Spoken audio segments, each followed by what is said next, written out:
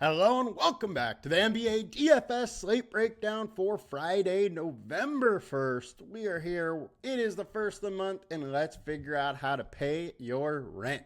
Now, we got a nice little slate to go over. I am your host, Tyler Wiemann, at FlatTyler83 on both your Twitter and DFS sites. Now, let's get into it. But before we do, come join us on LineStar. $39.99 per month gets you access to all we do. The props, the DFS, all the tools for all sports we cover. Best deal in DFS and prop betting by far. All right.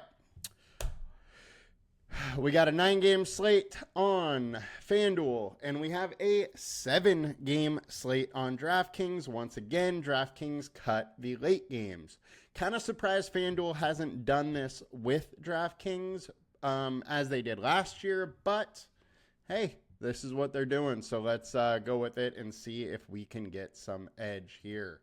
Highest owned Jose Alvarado at 35%. Look, he's going to come in super high owned. He played 35 minutes last game, put up 36. He's 4,400. He is going to be very high owned, but you probably need to have him right now.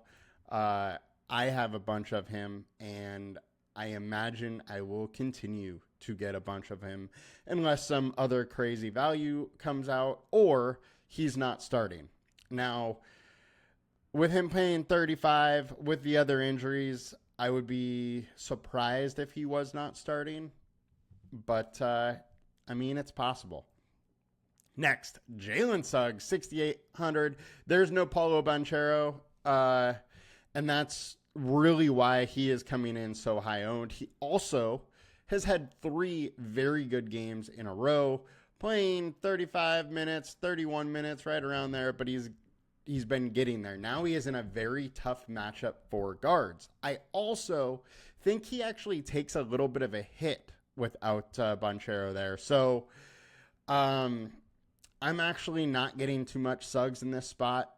His price is up there a little bit for me. We have seen, for years now that he has a decent ceiling, can put it together for a few games, but it's just not who he is. He is not going to be a guy that pushes 50 all season long. At least hasn't been before, so I don't expect him to do it now. He could pay off, but I don't think he's going to kill you, and I think there's more chances for him hurting you than really helping you at this price point. Darius Garland, 15% owned versus the Magic. I'm okay having a little bit of here, but it's another spot where I'm not going to go super hard. 6,300. He lives in, the low 30s pretty much. Doubtful he's going to get into the 50s in this matchup. It is a pretty slow-paced game, low-scoring game. And with Mitchell there, I just don't love it. He's under a fantasy point per minute average with Mitchell on the court. And with that, I have a hard time wanting to go there at high ownership. Tyrese Halliburton is 8,600. Don't mind going there. I don't absolutely love it, but he's 8,600 and can get you high 40s. So fine having some, just not going to be going hard on him. Kobe White is the first pivot we'll get to, 6,500 versus the Nets. Patrick Williams and Zach LaVine are both questionable, I believe. And if, both are, or if LaVine's out, then he's going to, or Levine, he's going to get a bigger workload. And usage-wise, he's right around where he's been, last year with some of those guys out. So I'm very interested in going here. We saw a big ceiling the other night. He's in a good spot. I'm definitely going to have some. LaMelo Ball, 9,200 versus the Celtics. Celtics can be tough, defensively, but they have no Horford, no Porzingis. It's going to hurt their interior defense a little bit. Ball is a very good fantasy producer. 1.35 points per minute so far this season. And I like him in this spot versus Boston. I know over the last 120 games, the defense as a whole has been good, but when it comes to point guard, they have let fantasy scoring. I'm fine going there, and if this game stays closer late into the game, there is likely going to be somebody from the Hornets going nuts, and I would say it's going to be probably Ball. Next, we got Derek White. It's another one. If the game stays close, the ceiling is huge here. It's a really good matchup for Derek White. The problem is that the chances of a blowout are high. However, the chances are also high that it doesn't become a blowout until the fourth. And if that's the case, Derek White's going to play, close to or his normal minutes. And that ceiling is there, and there's no Horford. So definitely a bit interested there. Getting over to DraftKings on the point guard position, our high-owned Jose Alvarado. We talked about him. Jalen Suggs, talked about him. Trae Young, I'm actually interested in. I'm getting a decent amount of. I do like this spot versus Sacramento. He is just not one of my highest owned and isn't a great pivot. So I'm interested in him. I'm probably going to be around that 15-20% on him when all shakes out at the end of the day. Now, let's get over to FanDuel. Shooting guard, high owned. We have Jalen Suggs, Anthony Edwards, and Brandon Miller. Brandon Miller is questionable, so we got to watch if he's in or not. If he's in, it will help the chances for the Hornets to keep the game close, which is interesting. Definitely in consideration. I do have some worry as far as how many minutes he'll play if he comes back in this spot. Jalen Suggs, we covered. Anthony Edwards, I am super interested in. I am absolutely going to have some. I'm just, kind of around what ownership is on him. I'm in that, mid 20% on him. I do like him in this situation. Just not going super hard. Kobe White, we talked about. Derek White, we talked about. And we'll move it on over to shooting guard on DraftKings. We got Dennis Schroeder. Finally, haven't talked to him, but hey, he's up to 6,800. 3 straight really good games in a row. I am absolutely fine coming back here. I'm just not going, super hard on him. But dude is shooting the lights out right now. He's shooting over 2 more threes per game than he has before. And he's hitting at 50% from 3 right now. So he's just shooting the lights out. I'm fine to keep riding that a little bit. Just not going quite as high with the price up to 6,800. But definitely interesting. Bridges, 6K. I am absolutely fine to go here in a good matchup versus the Pistons. Karl Anthony Towns is also questionable, which could give him a little boost if he's out. But he's playing just huge minutes. And while his shot looks ugly and definitely not on, he can get to the bucket enough where it doesn't even matter, and he's scoring enough points where I'm fine to go there. Austin Reeves, 6,100 versus Toronto. It's a good matchup for him. I'm fine to get to some. Not going to go there super hard, though. I do find myself getting a little more Russell than Reeves as a guard from the guard spot. Now, over to small forward on FanDuel, Jonathan Isaac, 4,300, 30% owned. I would be very surprised if this sticks. I am pretty much totally off Isaac if he's going to be coming in this type of ownership. My reason being is the reason they have not been playing him minutes is not because he isn't really good at playing basketball. It's because of their injury worries with him. They want to bring him along slowly and ramp him up to be able to eventually play big time minutes like he was, towards the end of last year. So I am interested in him. I'm going to watch the news. If it seems like he's going to play extra minutes with Banchero out, I'm all on board. But I think most likely outcome, he plays 14 to 18 minutes. And while he's a great fantasy per minute guy, I don't think he's going to kill me for not having. And if he's at 30%, I will fine taking that bet, playing the limited amount of minutes that I expect him to play. Can he be beneficial in 18 minutes at 4,300? Yes. He is good enough from a fantasy per minute standpoint at 4,300. He could pay it off. But I just don't think he's going to kill you. And with his limited minutes, I'll just get different elsewhere. I think there's plenty of places to get different. LeBron James, 8,900. What we've seen this year is the offense doesn't absolutely rely around LeBron James anymore. They're actually running a system which is definitely hurting LeBron James, counting stats. With that, until he comes down a little bit, I'm kind of off of him. I mean, he's only 8,900 now, so he's he's under 9K. It's getting to the point I'm going to start considering to play him, but in this matchup, I'm not going there too much.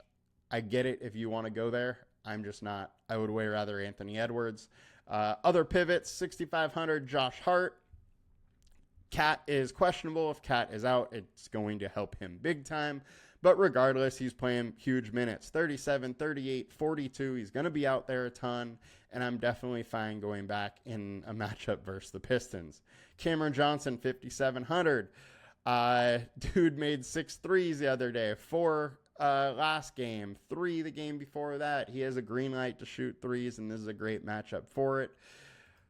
Bulls aren't a great team, and they're 24th overall versus the starting small forward. I'm fine having some here. We have 40-point upside at 5,700, so I'm a little intrigued. Next, Brandon Ingram. No CJ McCollum. They are being careful with Zion minutes. There's no Herb Jones, no DeJounte Murray.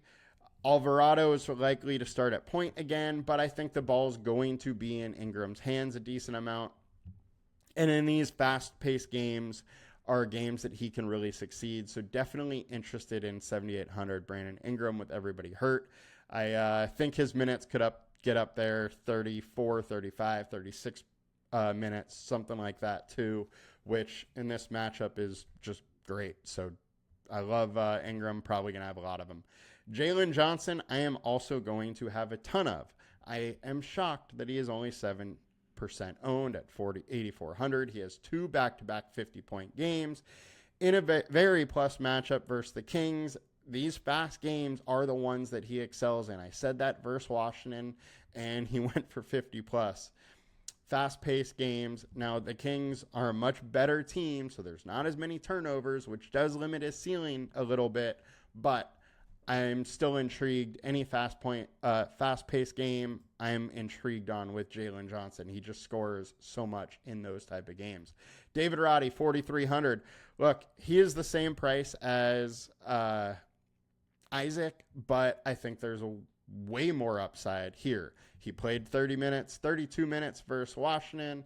With all their injuries, he's probably starting again, probably playing 28, 30-ish minutes, and he is decent from a fantasy points per minute, 0.8 so far this season, and definitely going to go here in this matchup. I think he is too cheap and too low owned at this point to not like the spot. Over to small forward on DK, Josh Hart, RJ Barrett, and LeBron James. I'm glad RJ Barrett is here. He is missing Barnes quickly. It's pretty much going to be his show. Also, Bruce Brown is out. The offense is going to revolve around RJ Barrett. He definitely has a nice ceiling here. Played 33 minutes. Could be 34-ish today. Don't mind getting here whatsoever at 7,200. On FanDuel, 7,900. I'm getting to a little bit of him at that price, but not a ton for me to mark him. At 7,200, I do like him a lot more and would consider playing him a bit more than that. Jason Tatum, there's no Horford, no Porzingis. He's going to have a game, going to be forced to get on the boards a little bit more, which is definitely interesting. Power forward, Jonathan Isaac, LeBron James. we covered Jonathan Magbo. 4,200. He started last game, played 25 minutes. I would expect him to start again this game. Similar injury situation. Probably plays similar minutes, and I'm fine going to some of him. I'm probably going to be around what the field is ownership-wise. I like him, but not going super hard. Josh Hart, we talked about. Zion Williamson. With all the injuries, his usage is going to go up. He is in a good scoring spot. He hasn't been great so far this season. Only averaging 18 points, 8 rebounds, 4 assists. Now, this is a spot where I think he could score, 25, 28, something like that. I like this spot for him, but I also have some reservations. He's 8,700, and he's put up over a 40 score twice. It's only, 4-game sample size right now, but he's not looking super good. I like him. Going to have a decent amount, going to have more than 16% of them, but I do have my reservations. Cameron Johnson, we talked about. Anthony Davis, 11K. I think we're going to just see him living in the 60s and 70s all season long. This offense, the team, Redick, is running through AD. It's his team, and I love the spot for him. There's big-time upside. He's able to fill the stat sheet with steals and blocks to go along with his, good offensive game where he can regularly score 30-plus and grab, 13, 14 rebounds. So very interested in going to AD in a good spot versus Jacob Poeltl, who, is a solid player, but AD can torch him and has in the past. So wheels up for AD. Definitely like it. Brandon Ingram, we talked about. Jalen Johnson, we talked about. Sabonis, we have it. 9,600 versus the Hawks. I'm fine going here. I don't think Capella or Okongwu could really slow him down. My worry here is that he just doesn't play his full allotment of minutes. But in good matchups, he usually does very well. 62 versus the Lakers. He can definitely do that. The worry here is that he doesn't have like a ceiling, like Anthony Davis does. But he is very consistent in that 40s and 50s. We really do need a 50, 60-point game from him. And I think that is in the realm of possibility in this matchup. The Hawks just got to stay in the game, late into the game. So he's getting that 36, 38 minutes instead of a 34-minute like he did last game. And power forward on DraftKings. Jonathan Isaac, Josh Hart, LeBron James, Jason Tatum. We have talked about them all, so we'll just move it on over. Oh,